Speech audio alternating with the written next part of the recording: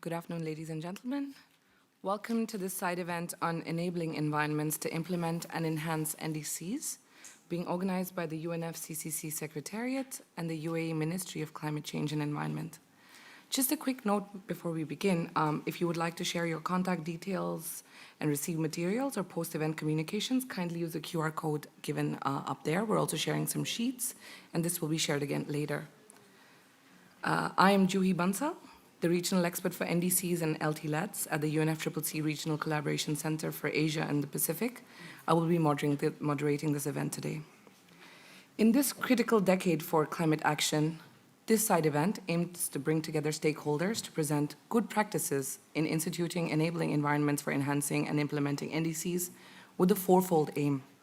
First, to increase awareness on institutional arrangements and enabling environments for NDCs and long-term low-emission development strategies. Second, to further the discussion relating to the engagement of diverse stakeholders in the planning, development, and implementation of climate action plans and strategies. Third, to showcase national examples of enabling environments for NDC implementation as best practices. And lastly, to enhance regional awareness on the institutional settings and enabling environments through the UNFCCC's regional collaboration centers and their networks. We have a very exciting lineup of speakers and discussions ahead, so let's get started. Please join me in welcoming Mr. Ghanim Hablil, the Senior Negotiator for the United Arab Emirates, the Incoming COP28 Presidency, to deliver his welcome and opening remarks. Thank you.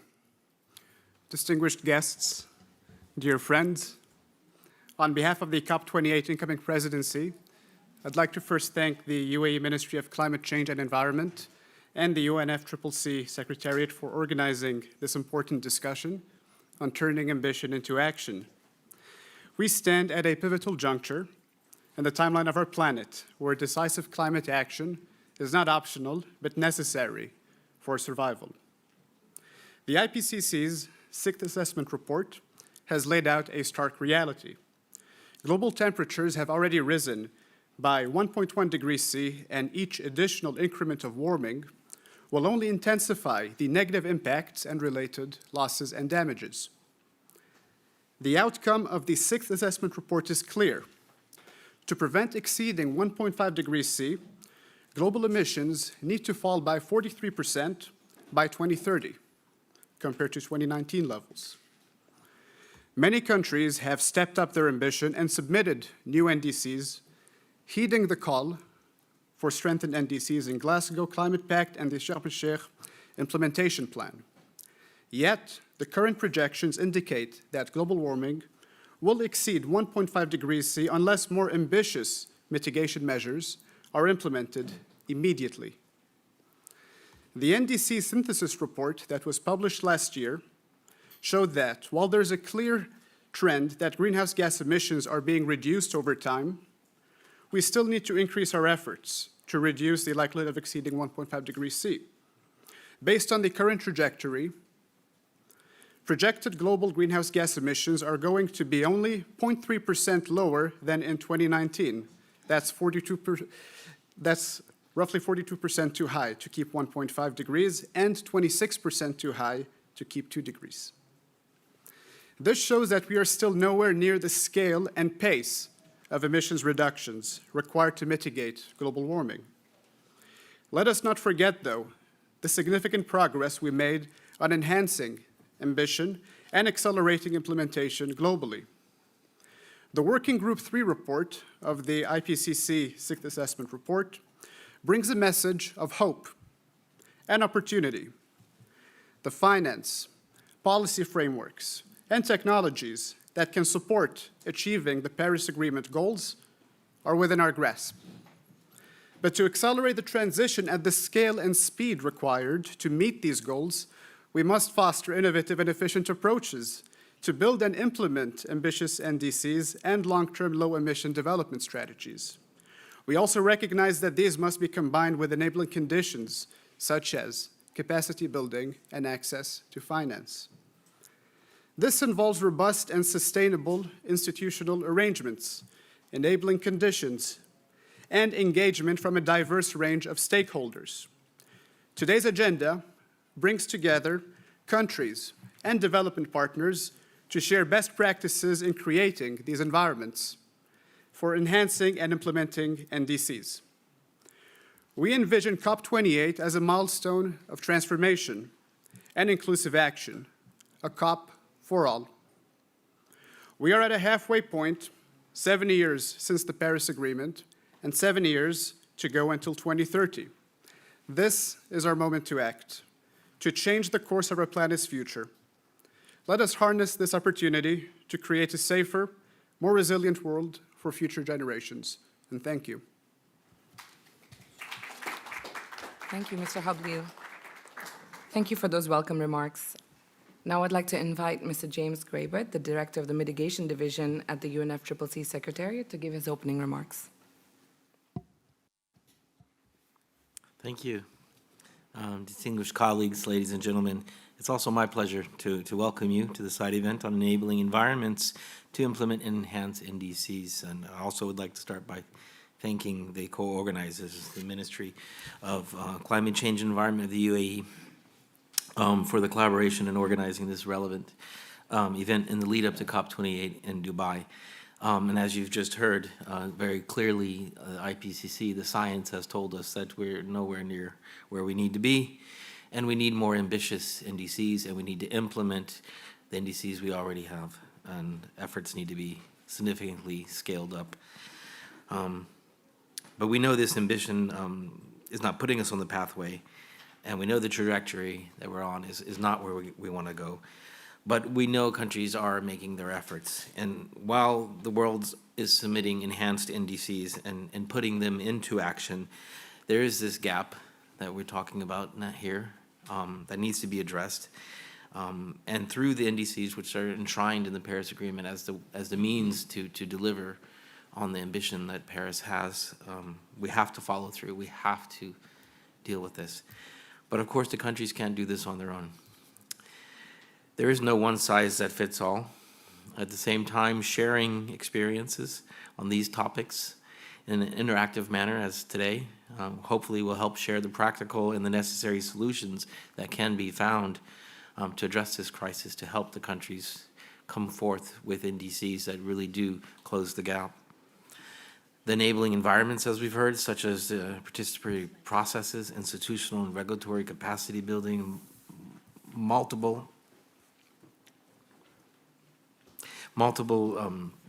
objective policies, technological innovations, the access to the finance that is needed, all these things, all this is important in order to be able to deliver. We need the improved governance, we need the collaboration across the different areas. These are all the powerful tools and processes that have to take place collectively if we're able to address this and put forth the climate action that is needed. So hopefully this event here today provides a platform for exchange, for countries to learn from each other about the diverse strategies and the tools and the complexities, and what can be done to support the development of the next round of NDCs that are due in 2025, and to put in place enabling environments that can accelerate the implementation of those NDCs. Insights from today's discussions will provide valuable learnings to support countries as they work towards updating their climate strategies and plans in line with the Paris Agreement, and showcase how they can leverage the ecosystem of the enabling environments in these efforts. So let me again thank the Ministry of Climate Change and Environment of the United Arab Emirates for co-organizing this important side event and demonstrating their commitment to the climate change agenda. And I'd also like to thank the RCC MENA in South Asia and the RCCs in general for all the work they've done in supporting so far the enabling environments. And finally then, I do look forward to interventions today and to working with all of you after today, going forward and supporting you as much as we can from the side of the UNFCCC and delivering on the next round of NDCs. Thank you.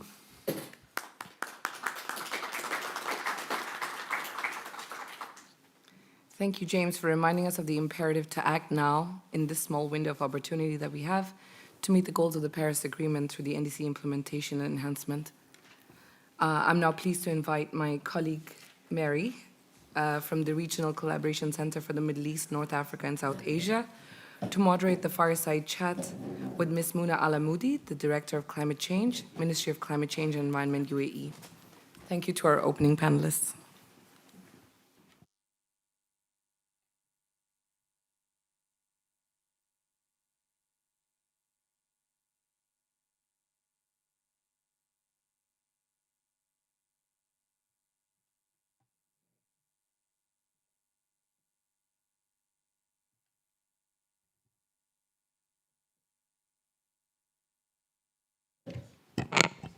Good afternoon, everyone. Thank you for being with us here today for the scene-setting presentation and fireside chat with Mona from the Ministry of Climate Change and Environment of the UAE. It's my pleasure today to be here with Mona on this fireside chat to present the National Dialogue for Climate Ambition, the NDCA, which is a UAE process and platform which helps define and raise sectoral climate ambition. So I would like to turn to Mona. Mona, we'd like to hear from you today specifically on the NDCA objectives. What is the process? What is the logic? What are its defining features for implementation and raising ambition? Over to you, Mona. Hi, first of all, good afternoon to all of you. It's almost full house.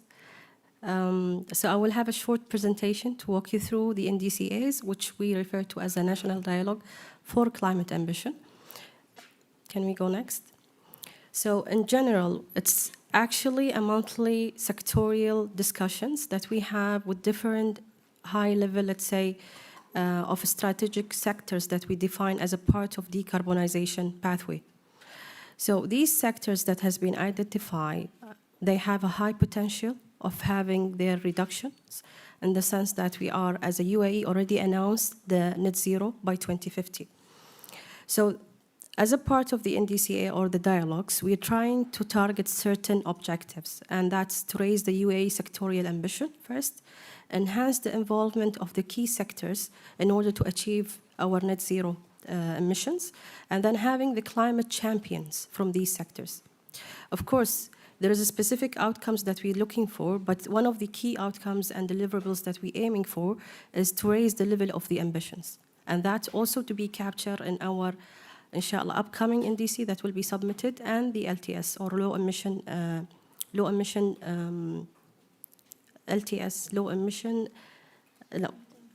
long-term low emission strategies, sorry for that. So let's move to the next slide. I have only 7 minutes, so this is why I will be rushing a bit. So this is a list of the NDCs that has been covered up to date. So you can see the journey had started last year in May almost, when we had the first NDC conducted, and it was focusing on cement sector, followed by a second one focusing on utilities, and that with the target to improve the efficiency and improve the emission levels from the water and electricity sector. So we had the utility as a part of this dialogue. But what was really important to understand is that some of the sectors already advanced in their journey when it's come to the decarbonization, like the energy. So we had really to push them in order to understand what is the limit, really, when it's come to the efficiency levels, when it's come to the clean energy share. So we can have that basically captured as a part of the development process that we had for the net zero strategy. The third NDC was focusing in the finance. As my colleague Ghanem mentioned, resources is always important things that you need to have it as a part of the strategy development. So the finance institutes, insurance companies, banks, name them. Whoever was in the financial sector, we call them in. All the private sector key players were actually in the tables.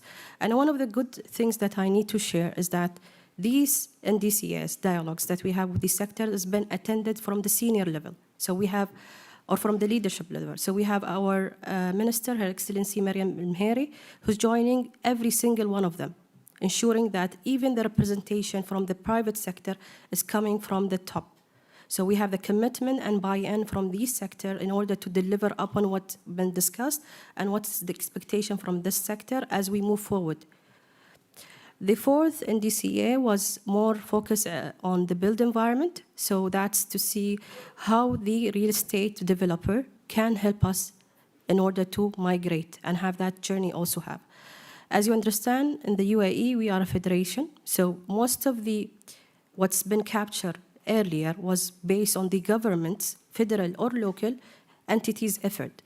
Today, we're trying to have all of us on that journey, so which means every single player in the private sector. So when we had the dialogue with the real estate, there was really question mark about what kind of roles they can play, what kind of responsibility they will have, what kind of expectation will be there. So I will walk you through on the dialogues and how we normally customize the dialogues in order to target specific sector. Followed by that, we had a very interested dialogue with the insurance companies. Of course, being in a region that maybe the insurance is not mature as we have it today, maybe in Europe, but this is something that we're aiming to have that development of understanding of the implication of different climate, let's say, damages or impacts on the infrastructure, on different built environment or different kind of insurance that need to be done in order to have that adaptation part captured correctly. So it was really interesting to have that dialogue, and I will share more insights as we go. The sixth one was more focused on eco-based solution, so natural-based solutions. And for us as a UAE, we had the mangrove project was highlighted strongly because of one specific reason. The 100 million target that was announced to be planted by 2030 need to be achieved. It's a commitment. However, you need a support of everyone. The space in the UAE is a bit, how I can say, I won't say limited, but small compared to some of the nations.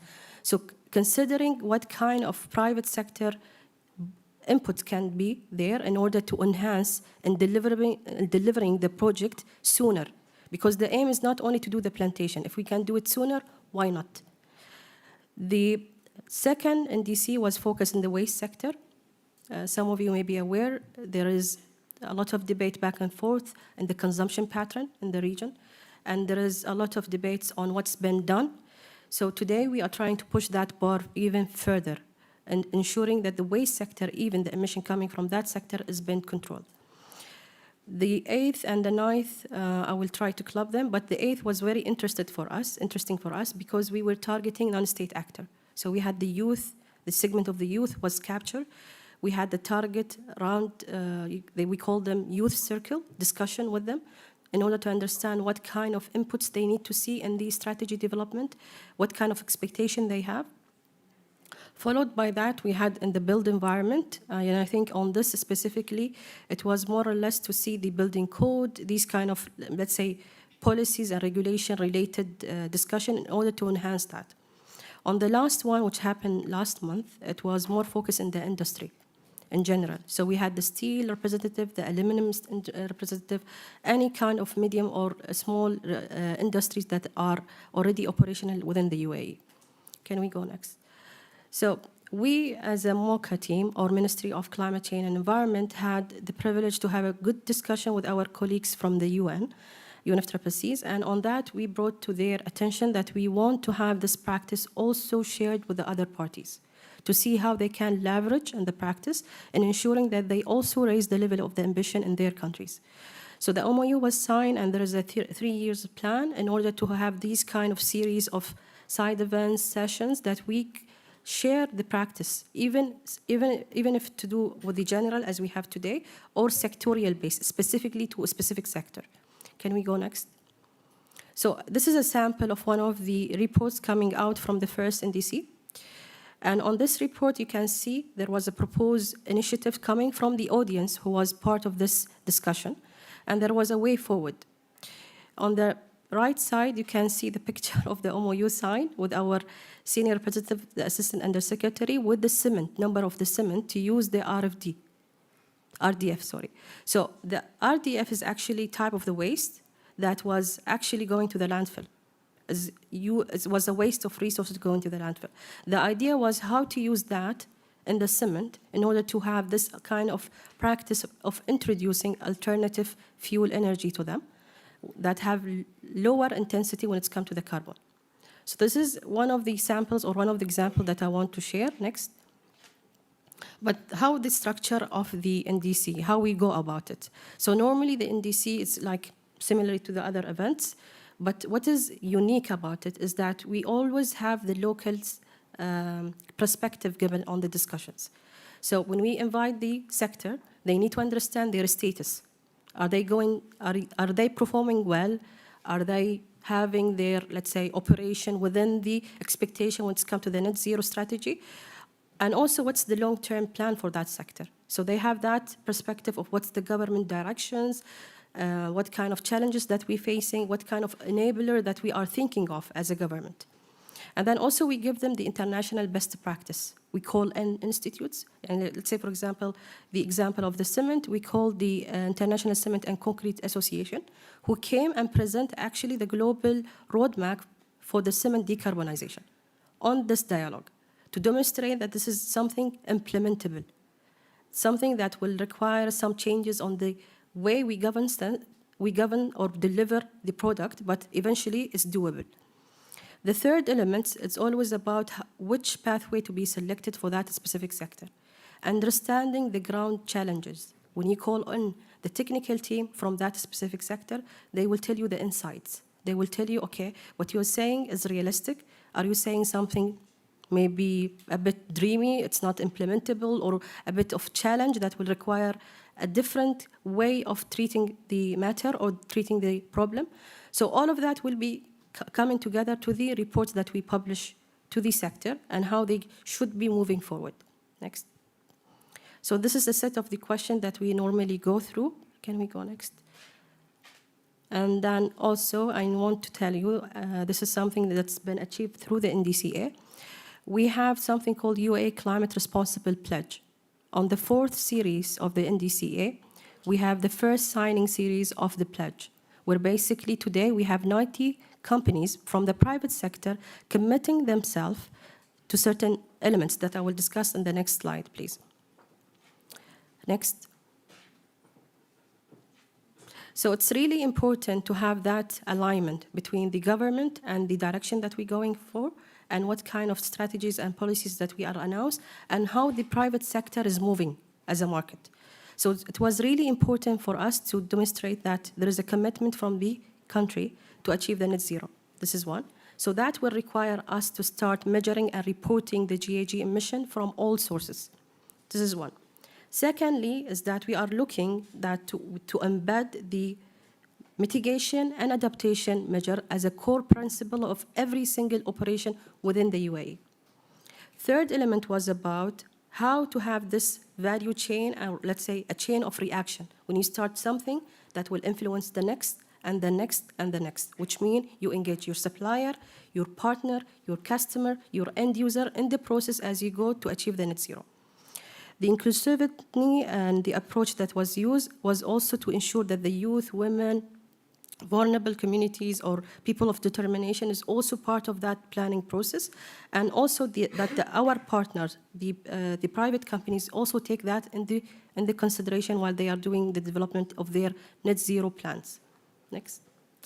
So all of that went and fed to the what we are aiming to achieve, which was named as UAE Net Zero Strategic Initiative by 2050.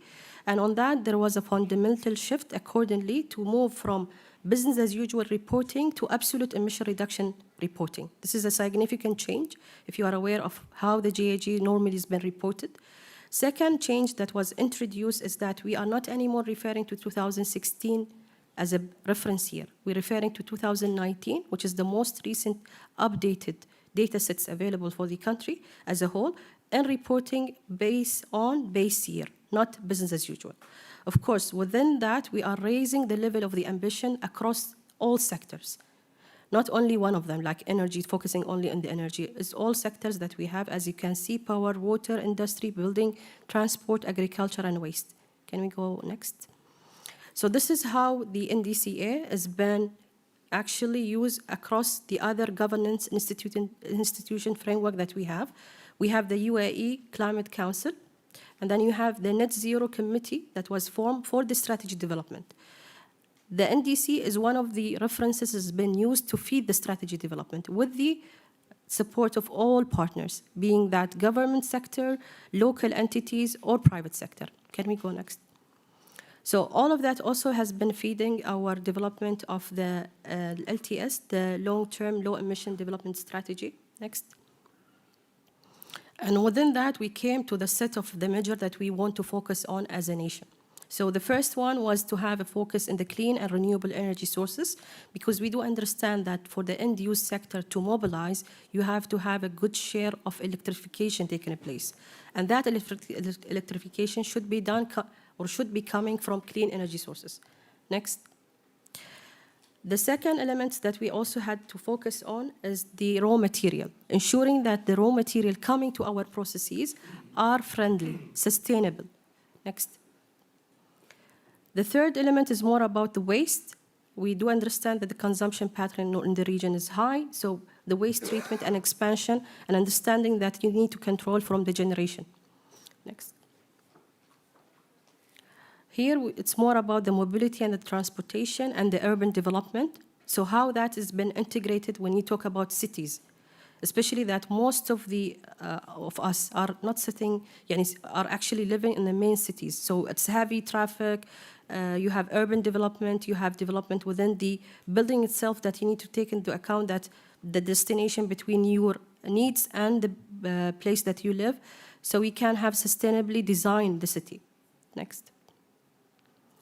And this element or this measure, we focus on the efficiency specifically because we do understand, let's say, things to do with the industry, built environment, and transportation will require enhancement in the efficiencies. Looking into the ways that we can have our demand met, but with a less energy use. I think with that, the last measure, which is focusing on R&D. We do understand that the region is having a lot of ambitions when it's come to looking to the future, but the R&D is a big piece of it. And that's to do that we want to focus on technologies that will help us to achieve the net zero. So you have direct air capture, we have CCUS, carbon capture and utilization, you have SMR, the small modular reactor, and other means that will help the journey of these sectors toward the net zero by 2050. By that, I think I can conclude my presentation. Thank you.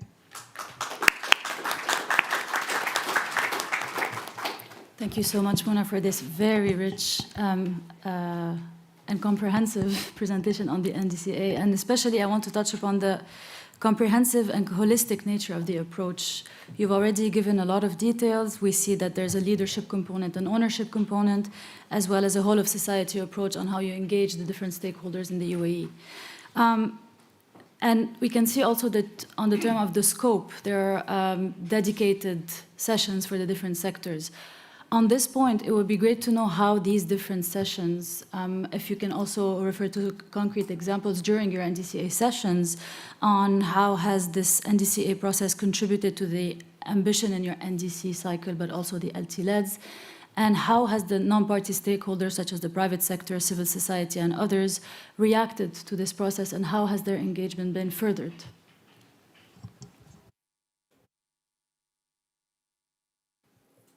Okay, I think it will be good to refer to some of the points that I mentioned earlier, but it's really important to understand that the sector itself, as a private sector, will always think about how much profit I'm making. Am I right?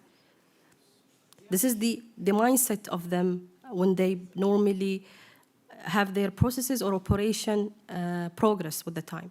So when you come to them and say, no, we need to think about more or less how to reduce your emissions, and to be honest, we do have a good environmental standard when it's come to the emission levels, or let's say air quality control, but there is no cap stating specifically legally that you are binding to specific emission level. And this is something that we're trying now to introduce with the net zero. So they understood that the future of the government and the regulation, that there will be certain emission targets setting for each sector. And that emission levels need to be followed. It needs to be adhered to. It's something that the government and the leadership already committed themselves to. So within that, we had that kind of collaborative, participatory kind of discussion with them to understand, okay, if we state this kind of requirement, are you ready or not? So what kind of challenges you are having? If the challenges can be overcome with certain ecosystem to be created, regulation to be created, incentive to be created, let us know. Because we are here to play with you and take the same journey. You want to make the profit, we want to make the profit sustainably.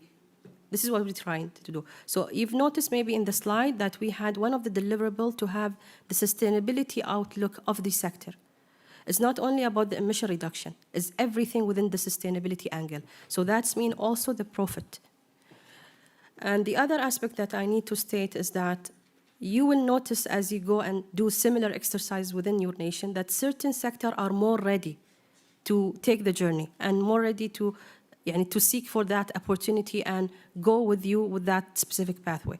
And certain sector will be reluctant, maybe because they are not exposed, or maybe they don't have enough knowledge, or maybe the resources is not enough for them, or they having other challenges when it's come even to the process and technology type use.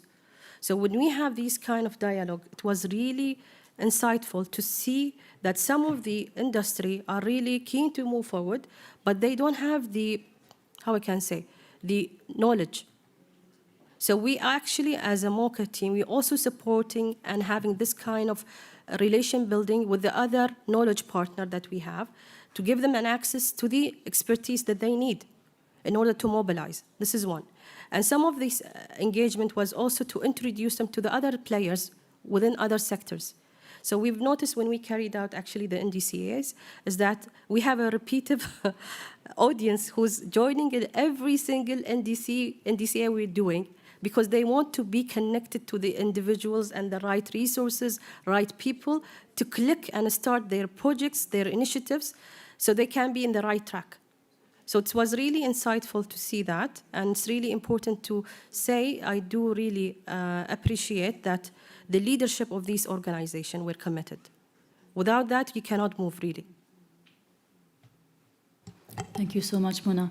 I would now like to hand over back to the moderator, Juhi, for the panel discussion. Mona, thank you so much. Thank you so much, Mary, for this dialogue with Ms. Alamoudi to showcase the NDCA initiative, highlighting the institutional arrangements and the stakeholder engagement that are enabling UAE's NDC implementation exemplarily. We will now move on to the panel discussion on enabling ambition and implementation through institutional arrangements, planning and support. Before I start, I would like to just invite the panelists to come up and take a seat, please.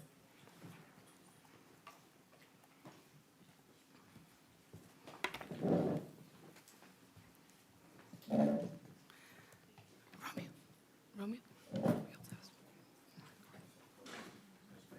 Yeah, I think so. If you take this one, yeah, you can sit on this one. Thank you. Thank you all.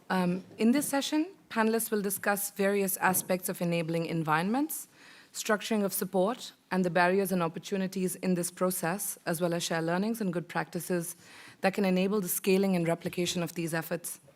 With us here today, we have representatives from the countries of Chile, Ghana, and the Philippines. From Chile, we have Ms. Jenny Mager, the head of the Division of Climate Change, the Ministry of Environment in Chile. From Ghana, we have Mr. Daniel Benefo, the Deputy Director of the Climate Change Unit of Ghana's Environmental Protection Agency. From Philippines, we have Mr. Albert Magalang, the Chief of the Climate Change Service of the Department of Environment and Natural Resources of the Philippines. Also joining the panel of country representatives is Ms. Alamoudi from the UAE, whom we just heard before. On the panel, we will also have Mr. Romeo Bertolini, the Deputy Director, Head of Bonn Office of the NDC Partnership, as the discussant. As a discussant, drawing upon his expertise, he will raise issues for broader consideration during the session as a way to connect all of the country interventions. At the outset, I do request the panelists to keep their initial interventions brief so we have time to have maybe at least 2 rounds of interventions so we can have a more interactive dialogue. To begin, I request Ms. Mager to present on the main elements that are enabling the implementation of the NDC in Chile, just to set the tone for the panel discussion. Thank you. Thank you very much. Thank you for the invitation. And since we have the NDC, many things are happening in my country, in Chile. I have to say that we presented an NDC in 2015, and that NDC was totally changed. we updated the indicator and all the commitment inside of the NDC by 2020. So for do that, the idea of doing that, it was first triggered by the COP presidency, because we had the COP presidency in 2019.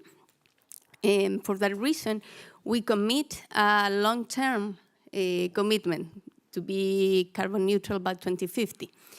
So after that, we understand that NDC is one of the steps to reach this long-term commitment.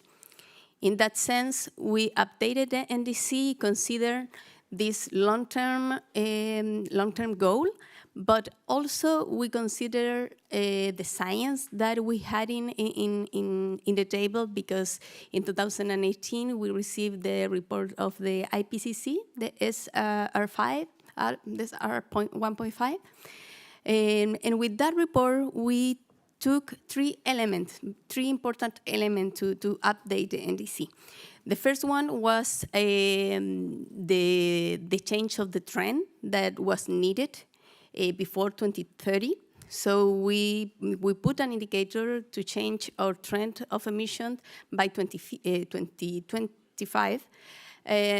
We had a new indicator, a carbon budget indicator, because it's what like the best way to compare with the global carbon budget. And also we choose an indicator,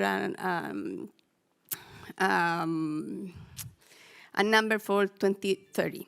So with those three, we build the new NDC.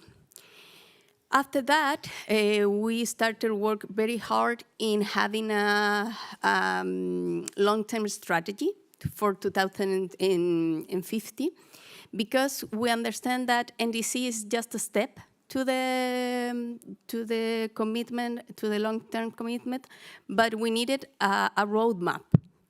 So we understand that we cannot have just NDCs. The importance of long-term strategy are really like the key pillar of the commitment of the countries, because you need this roadmap in order to understand where the NDCs fit into your policies. So we started a long process to build the NDCs, and we construct different roadmaps for sectorial approaches and sectorial visions of their pathways to the 2050 and how they can can cooperate with the long-term goal. So these main policies set the stage for start to implementation of the NDC, and after that we launch our climate change law, which I think I'm going to be mention how this law is helping us in the implementation, but a little bit later. Thank you very much for that intervention, Jenny. It's actually very heartening to note that the legal and policy environment in Chile is working so efficiently to enhance climate action and enable climate action. I now request Mr. Benefo to speak on how NDC implementation in Ghana is contributing to ambition at the national level. Mr. Benefo. Thank you. Colleagues, I just wanted to take a very practical approach to this question. That one of the things that is very important for everybody is the character of the NDCs. And I think that the director of the mitigation division of UNFCCC made a very important point that I want to stress, that the ultimate objective of the NDCs is supposed to achieve a multiple outcome. And in preparing such a document that is prepared by the governments in countries and is to be implemented by governments, development partners, private sector, you are confronted with the very basic importance of preparing a document that addresses 4 things. It's supposed to be a political statement of commitment of the government. It is supposed to be an investment-driven document. It is supposed to be a document that is responding to an international call. It is supposed to drive implementation. And that, to us, is the character and nature of the NDCs. Now, colleagues, and in this case, we also view that the concept of ambition is not ambition of target alone. It's also the ambition as it relates to implementation. And in our view, without implementation, the achievement of the NDCs in itself becomes a self-indicting process. And in the sense that if the NDCs are not achieved, in our view, it creates a sense of a process that is not achieving its purpose. And in our view, we must do everything possible to achieve the NDCs, to bring impact on the ground, and at the same time, make a case for raising ambition over time. So we have a very simple approach of that. Without implementation, we are not able to achieve the overall ambition of the NDCs. And therefore, it therefore means that in many countries like ours, the NDCs preparation is led by, in many cases, and I'm sorry to say this, but my gut is the same, it's led by one of the least resource and the most politically weak ministry, that is the Ministry of Environment. They don't have the resources, they don't sit in the cabinet, and they don't have the power to decide for those who have the money. And therefore, how then do you come up with the process that, as was said earlier, is supposed to be all-inclusive, a whole nation-driven process that is led by a ministry that is weak? And how then do you engender implementation from the people who have the resources and who have the power to allocate resources? So one of the ways to achieve implementation of the NDCs and also to enhance ambition, in our view, is to be able to bring all those who matter to the table, and as is being shown by the NDCA, and make sure that the NDCs do not only meet the public interest, but it also creates the environment to scale up investment through private sector. And that to us is very important. I was lucky to be in the meeting last week in Berlin, and I wish we were all in that room. Somebody coined a new term for the NDCs that is supposed to be an MDB-driven NDC, that we are creating a process for the MDBs to put money into it. Meanwhile, they are far away from the process. So to end my answer, colleagues, to us, the NDCs risk the political risk of government not coming to the table again with confidence if you're not able to achieve this cycle of the NDCs. Thank you. Thank you, Mr. Benefo. I thank you for emphasizing firstly the role of investment and finance in the NDCs and the crucial role of NDCs in actually being successful, but also the role of political buy-in as an enabler of climate action. I invite Mr. Magalang to present on Philippines' experience and lessons learned in the context of development and implementation of its NDC. Thank you. Yes, a pleasant afternoon to all of you. So I'd like to also share with you how we were able to come up with the Philippine Nationally Determined Contribution, taking off from the previous INDC that we have submitted.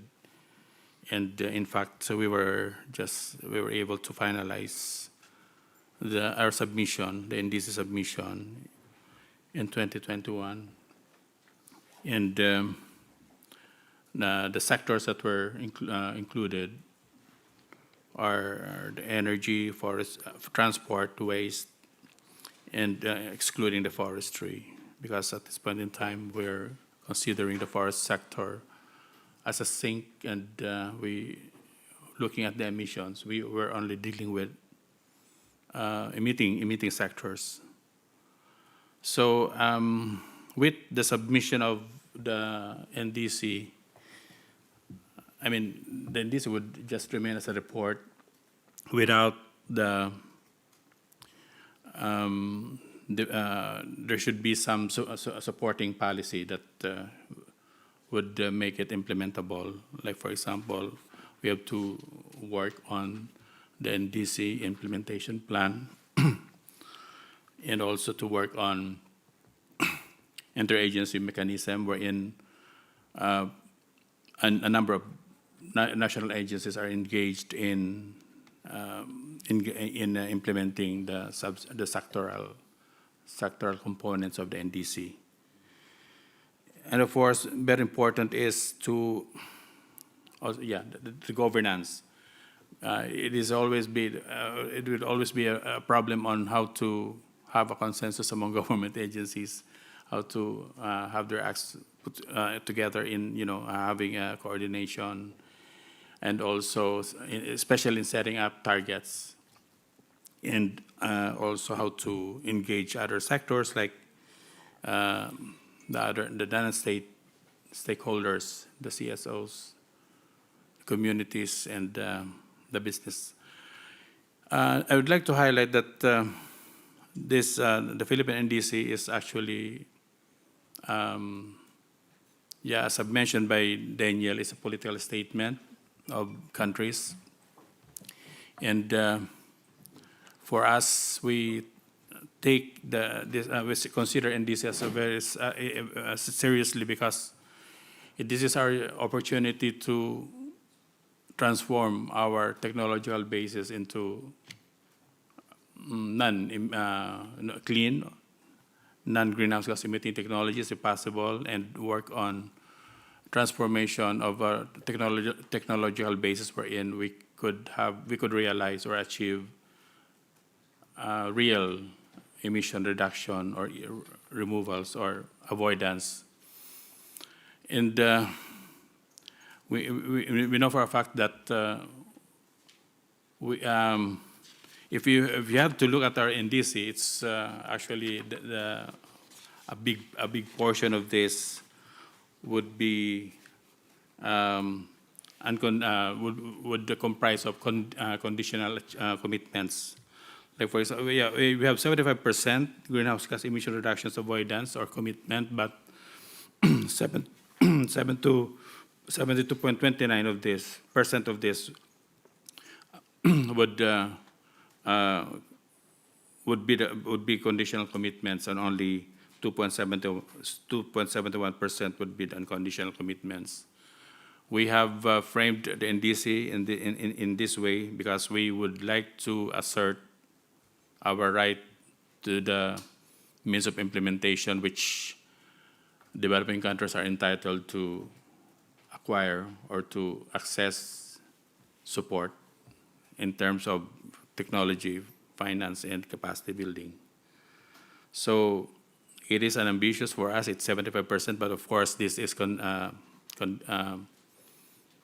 this will depend on the means of support or means of implementation that we should acquire from developed countries. That's all. Thank you. Thank you, Mr. Magalang.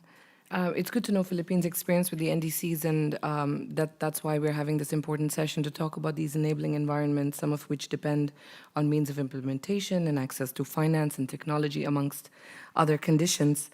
I invite Ms. Alamoudi to tell us about what UAE has seen as some barriers and in its NDCA process, but also some unexpected co-benefits that they have seen in the context of raising ambition, but also in terms of participatory processes with its diverse range of stakeholders, because, I mean, it is impressive as UAE's example has shown us.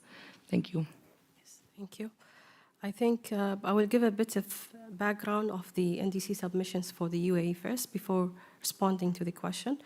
So for the UAE, we will have another submission taking place this year as a part of our our readiness actually for hosting COP28. So that means that will be considered the fourth submission to the Secretariat, and that's purely for the NDC itself. So the first NDC that was submitted, it was purely built on the energy sector target, and that's mean 24% share of clean energy and the energy mix. That was in the first NDC, the target that was committed by the country. Second NDC was the whole economy target, which means that every single sector had a set of, let's say, reduction measures, and there was a total emission reduction of 23.5 compared to the business as usual of 2016.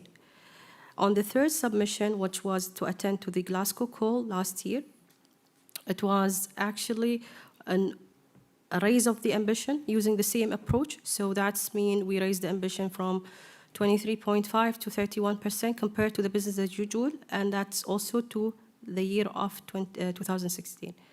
Today, the updated NDC will have a significant improvement, and that's mean we as a nation are reporting similarly as the developing nation, which means that I'm going to reduce my emission levels compared to the base year.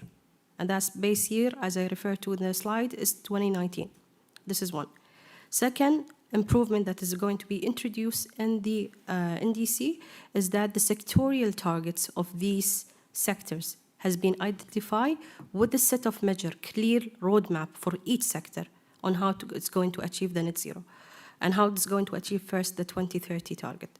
Of course, this is the fourth submission when we talk about the NDC, but we also going to submit the first LTS for the UAE, and that will include the detail of how UAE will take its commitment, the announced net zero by 2050, into the implementation. So each sector with a set of the measures, what kind of ecosystem is today, what kind of ecosystem we provision for the future in order to implement the ambition of net zero by 2050. This is to give you a bit of flavor of the progress that was made for the UAE. But nevertheless, it's not an easy journey. It's really, I'm talking about less than 3 years, this kind of tak, like you need to move very quickly. You need to be up to the speed with the government. Even the private sector was complaining, you guys are moving too fast. So we told them the government is asking us to move too fast. So you need to be up to it, up to the leadership expectation. And they are expecting us to achieve on the commitment that was announced by the UAE. So nevertheless, there was a challenges. So having this kind of mindset of some of the sectors saying why we need to do so. There is no obligation, there is no legal obligation to enforce any kind of commitment on these sectors till we have that net zero strategy developed, till we have that sectorial target announced, where basically we are identifying the key players of each sector, saying, hey, you have X amount of the emission profile, you have X amount of the emission profile, and these emission profile, all of them need to adhere to the target of the sector by 2030. So the net zero strategy include the target for the sectors for 2030, 2035, 2040, 2045, 2050. And I think, being very transparent here, I never came across any nation having this kind of transparency. Really. We did a benchmark to see if there is any nation have this kind of transparency on stating each sector how much the emission levels today, as 2019, or let's say as a base year for us, how much it will be by 2030, 2035, 40, 45, 50. So we have a clear roadmap on how we are going to achieve the net zero by 2050. This is just to make it very clear that it's a commitment. It's not just that we come and say it's just a political statement. It's all of us as a part of that community committed to what our leadership already stated publicly. This is one. And secondly, there is definitely issues also with the resources, not only the mindset of the certain sectors, but also with the resources available. I tackled the point about the knowledge.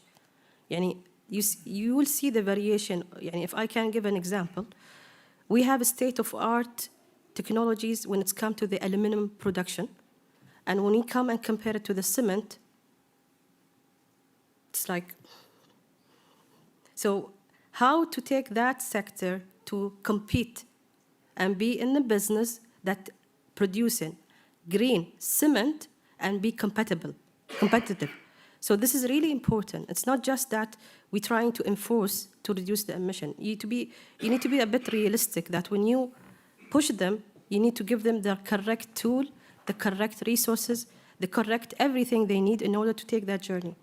So that is well understood by the government. This is why we're saying it's joint trip, all together in the same mission toward the same objective and target. So these two, maybe I can end up my presentation. Thank you very much, Ms. Moody. I think before I hand it to our discussant, I would just like to hear back from Chile, Ghana, and Philippines on what you see, now that we've identified, for example, access to financial resources, access to technology, as well as means of implementation as barriers to enhancing our ambition. What do you see as a role of, we heard already on MDBs, so what do you see as a role of development partners in helping the countries in these sort of enabling environments for the NDCs? And I would like to open it up, maybe starting with Chile. Thank you. Well, the barriers are not only financial, it's also political, for sure, because as my colleagues are mentioned, is really a matter of involve all the sectors in one objective. So when we talk about finance, it's very difficult to make them understand that the commitment under climate change are part of their own operations. Because, I don't know, in your countries is the same, but in Chile what happened is that, for example, the Ministry of Energy say, okay, but this is your law, this is your commitment. Then the Ministry of Agriculture say the same. I'm trying to work in your law, but I have another priorities like production. So it's really difficult politically to make them understand that they have to consider into their budget that they have new commitment, and they have to integrate this commitment into their operation.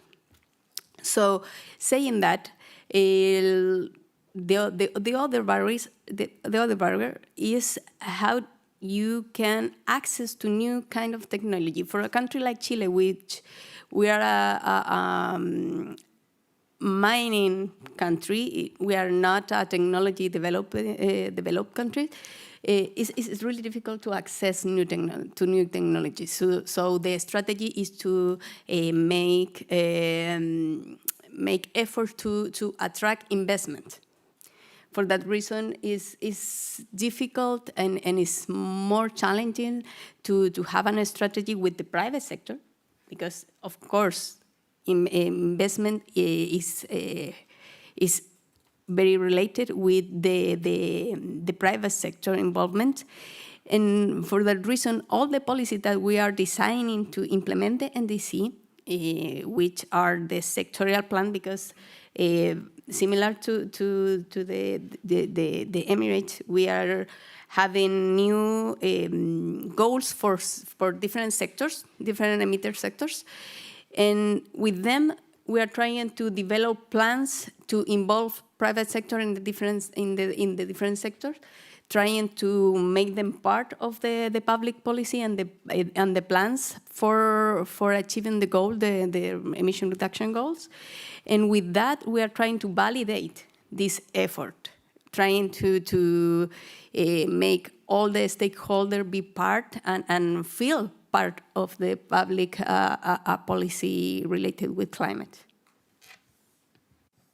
Thank you, Jenny. It's good to note how the participatory processes are being developed with different stakeholders and also to leverage a political buy-in eventually. I now leave the floor to Ghana. Thank you. I just wanted to reemphasize the point that was made earlier, that despite the barriers, it is also important to highlight some of the reforms that are taking place as well. the Ministry of Finance in Ghana is now at the table, very strangely. Right? This, to us, is a very important step. And not only are they at the table, but the Minister of Finance is also now able to explore financial mechanisms that can unlock the NDC investments.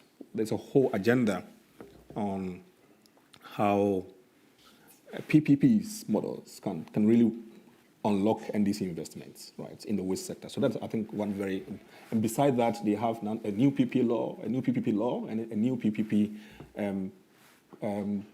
policy that is focused on how to unlock investment into NDCs in the waste sector. That, for me, is a very important. Then the other issue, which is also that is undeniably important, is also the kind of fiscal consolidation measures that most countries are facing because of the post-COVID economic austerity issues. Countries like Ghana, we are dealing with being in debt distress, and we need to go to the IMF, and IMF have conditionalities which squeeze the policy space or squeeze the fiscal space for us to mobilize our own money to invest in the NDCs, and that becomes a very important barrier for us to mobilize monies into the NDCs unless we innovate to be able to do so. And that brings in the role of loans or credits in mobilizing money to invest in the NDCs. But the cost of credit is expensive.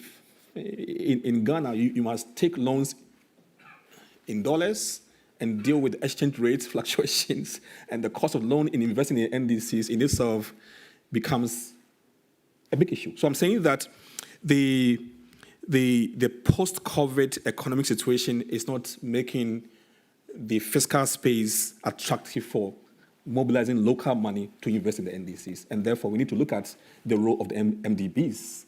However, the MDBs were not on the table when we designed the NDC. So how do we then take the advantage of the upcoming NDC revision to make sure that we craft an NDC that responds to all the needs of the players on the ground to enable implementation? Thank you. Thank you for that, Daniel. I think it's important to note that, there's an issue of finance, but also which kind of finance, who is offering that, and the cost of finance for different countries, of course, is different depending on the region.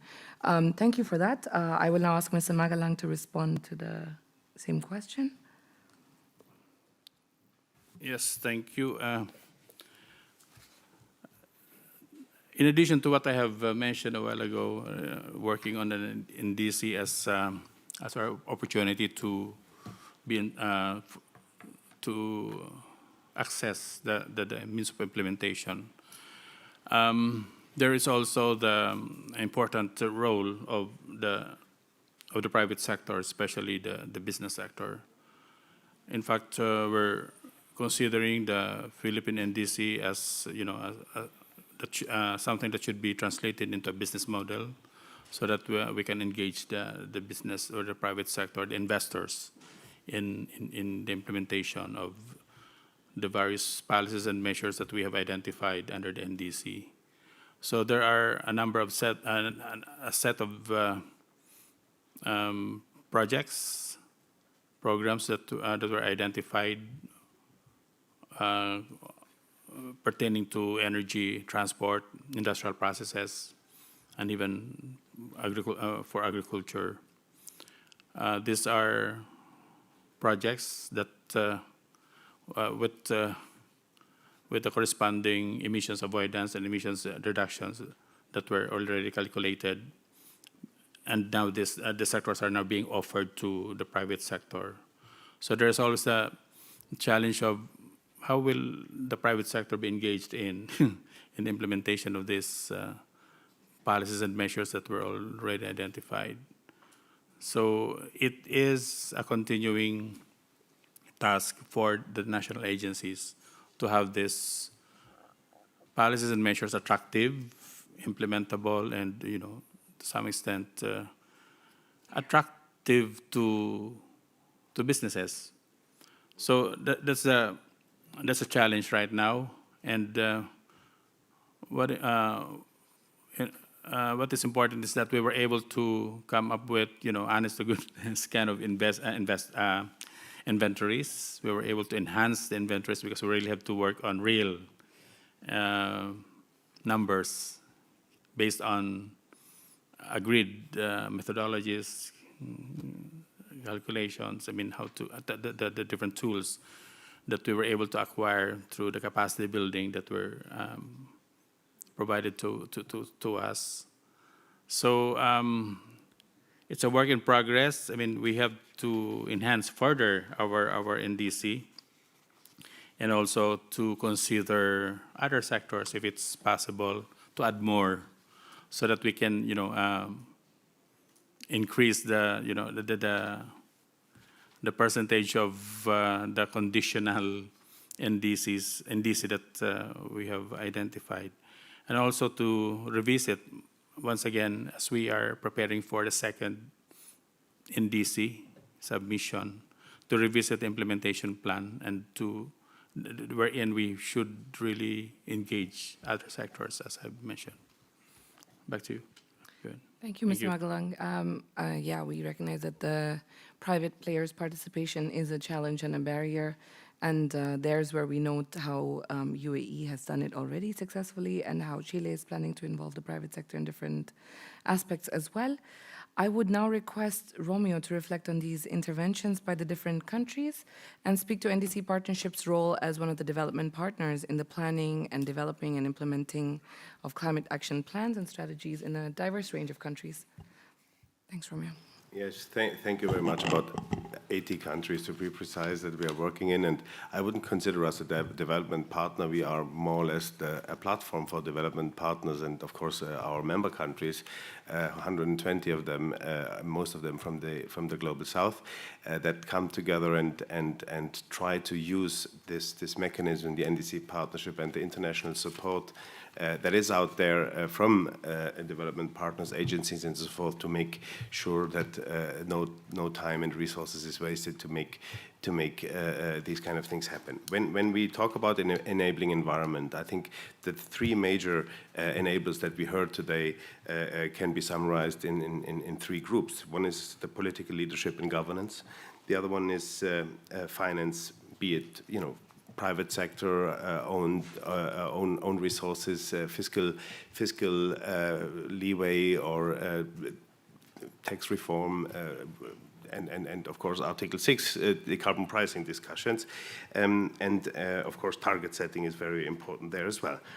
And third, it's support, and it's support not only, and we heard it, not only in financial terms, but also in terms of technical capacity and enabling environment, and also making sure, and this is from day one was one of the key mandates of the partnership, was to make sure that the environmental ministers are capacitated to deal with their stronger parts in the cabinet and speak to this overall goals that has been submitted and also signed not only by the heads of state but also by parliaments in many cases. So very, very important to consider that and make sure you look into this holistically.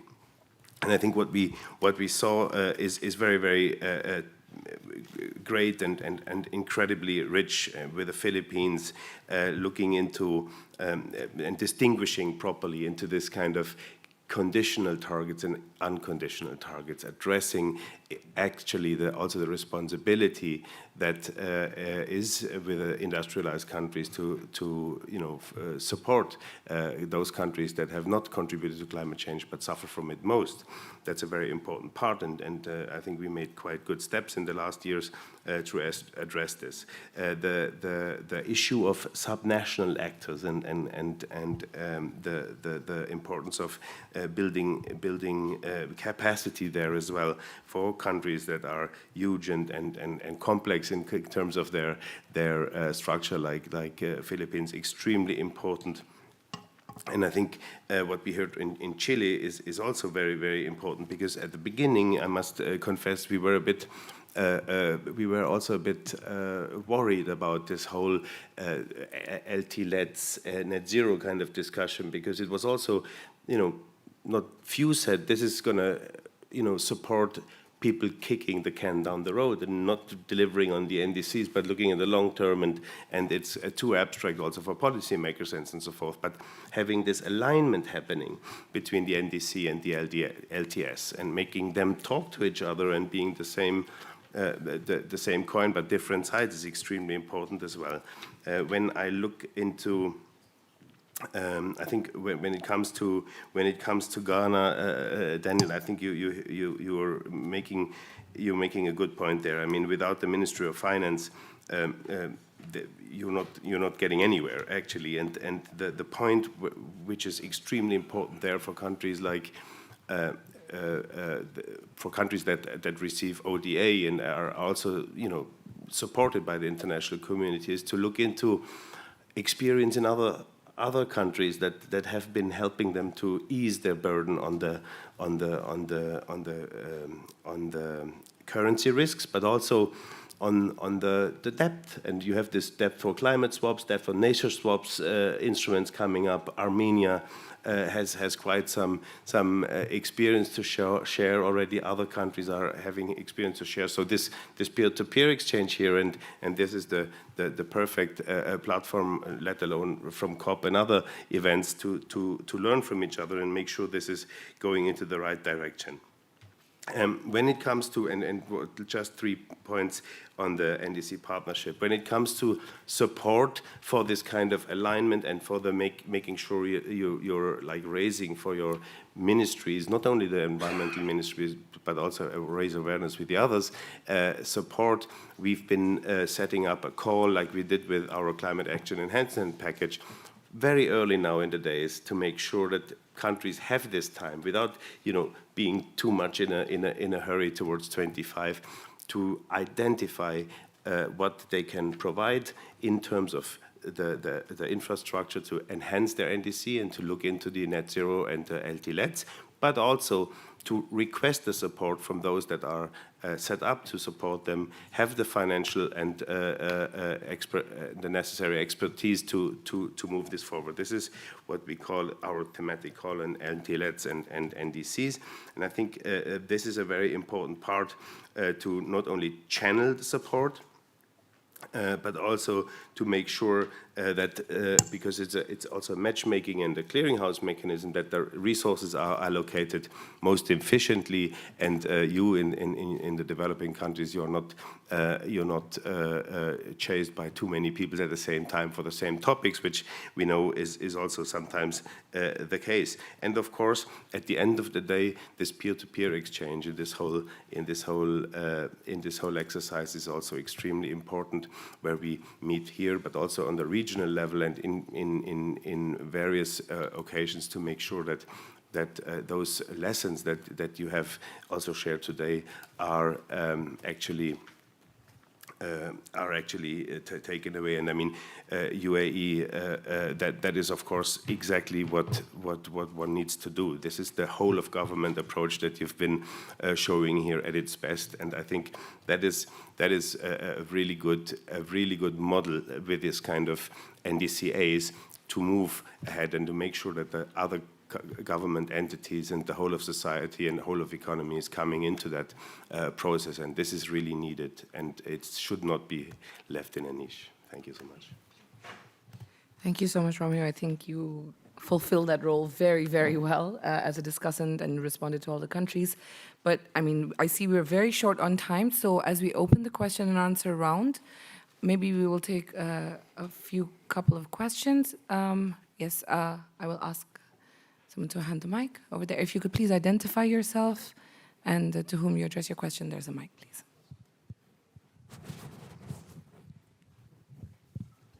So good afternoon, everyone. My name is Choma Amudi. I am from Nigeria, and I'm also on the decks of the NDC. So my question is both contribution and also kind of question. So I want to thank the panelists for the beautiful output we have all learned today in this forum, and I want to thank the NDC partnership for the holistic coordination roles they have been playing in making sure that the NDCs are implemented. So I personally want to thank Muna for that beautiful progress that the AUE has done, and we want to tap into that experience to going forward. So my first contribution goes to the Philippines. What we did in Nigeria to make sure that the private sector is involved is first and foremost, before we submitted the updated NDC in 2021, we socialized the plan with the private sector to make sure that they tell the government what they need to say in the NDC in terms of creating the good policies and enabling environment for them to take climate actions and also to help the nation to achieve its NDC. So those things that are identified were integrated in the NDC before it was approved in the federal level, before submission to the UNFCCC. So basically, the NDC that we have is socialized across the private sector, the CEOs, the CSOs, and also the subnational government. So it's a document that's holistically owned. So, and also what we did again is to make sure that the NDCs of Nigeria is aligned with our ATS. So the sectors were all mirrored. We did not have a different document that is not speaking to each other. So what we did is that the NDC ends by 2030, the LTS end by 2015, so it's a progressive kind of actions. So my question to Muna is this. I love the dialogue. The NDCA is beautiful, but does it kind of replace this implementation plan or does it complement the NDC implementation plan?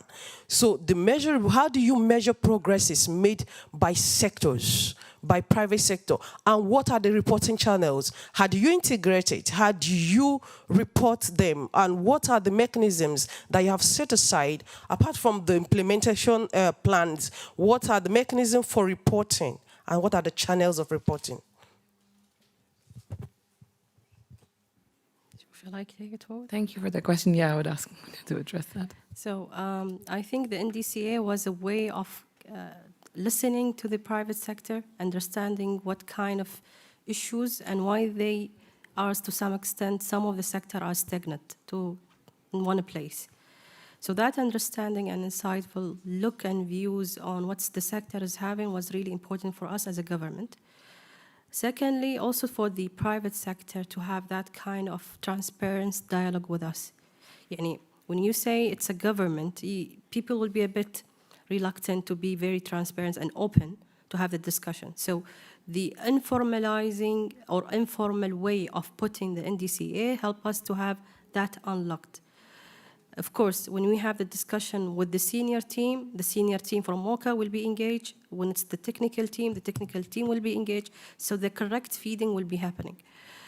We always go back. If I refer to the, let's say, the cement NDCA, we had 16 cement joining the NDCA, 16 with their CEOs. 16 cement, that's almost everyone in the UAE, coming together to say they are competitor, but coming together, sitting at the same table, they have the same issues, the same problem, they understand each other, but they don't want to disclose. So that kind of pushing them, guys, you need to be open because we want to support you. We want to achieve the net zero by 2050. So we need to understand the technical, the groundwork that's happening that to some extent does not help you to grow. I mean, from the sustainable way that the government is wished for you to have. So it's not about only the profit side of it. It's the human elements to it. This is one. And also the ownership side of it. Because when I say that you need to have certain amount of your budget allocated to improve the efficiencies, that efficiency is not captured by MOCCAE, by Ministry of Climate Change and Environment. It's actually captured by Ministry of Energy and Infrastructure. So in our net zero, we have sectorial-based roadmap has been created, and the owner of the sector is actually the federal entity who's having the mandate. It's not the MOCCAE. So this is why I feel maybe the issues with the other colleagues is not in the UAE, because we don't keep that accountability with MOCCAE. It goes to the ownership, to the mandated ministries to oversee and overlook the deployment of the measures that has been identified and also for us to supervise. So the council that I referred to, which has been chaired by Her Excellency Mariam El-Meheri, we have a representative of all federal entities, and they receive a follow-up updates on what's the progress that has been made, especially for the strategies like the net zero. Of course, there will be certain challenges. I won't say that the alignment is 100% as we speak today, but there is a huge discussion that was taking place. I won't say it's 8 months, 10 months of intensive work with different ministries just to ensure that whatever has been stated in the net zero as a strategy has been reflected in the sectorial strategies. So if you refer to, for example, the National Energy Strategy of the UAE, which is happening the revision as we speak today, tomorrow that will be published, the version that will be tomorrow published, will have that aspect counted and will be considering the net zero requirement. So whatever revisions that we're doing today, it's have to and must do capture the net zero requirement. So it's not only the MOCCAE, or it's the Ministry of Climate Change, but also the other ministries. So you have the infrastructure, which also having the transport part with the same ministry. You have the industry, which is with the Ministry of Industry and Advanced Technology. They also are on board. You have the Ministry of Health, who's also having a role to play when it's come to the adaptation part. We have Ministry of Education, who's having a huge programs coming to ensuring that green, sustainable education curriculum been introduced. It's not only, I'm not saying about the target, it's not anymore about just the ambition of having X amount of GHG reduction. It's the whole nation that is moving toward the same direction to achieve the climate ambitions. And that's not only what we state in the NDC. It's beyond that, really. It's beyond that. So the ministries, all of them are on board. We have dedicated committee created, working group created, just to ensure that that cascading is happening as we speak. So that transparency, that kind of resolution, even sharing of all documents that were generated in the net zero with certain ministry to ensure that they have complete resolution of what's been produced and what's been to some extent committed and will be raised to the cabinet for approval, that has been done. To ensure that even the implementation side of it will be happening, because they will, what they will do, they will take it up and they will reflect that in their strategies, sectorial strategies. So it's really important to see that reflection, otherwise the implementation won't be easy. Thank you so much, Muna, for that comprehensive answer.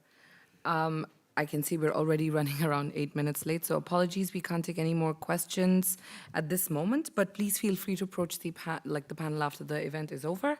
Also, please feel free to send any further questions in writing to the NDC LT-LEDS sectoral support team at the Mitigation Division of the UNFCCC Secretariat, and we will do our best to respond to them. Thank you to our esteemed panelists for their time and contributing to this rich discussion, and thank you to the audience for listening so actively. And I would also like to thank our opening speakers, Mr. Hablil, James. Thanks to the UAE Ministry of Climate Change and Environment for co-organizing this event. And last but not the least, I'd also say thanks to the regional collaboration centers in Asia Pacific and MENA in South Asia for supporting the event. We do hope you found this event useful, and the event has been recorded and will be uploaded on the UNFCCC YouTube channel. Thank you all for your time. Thank you all.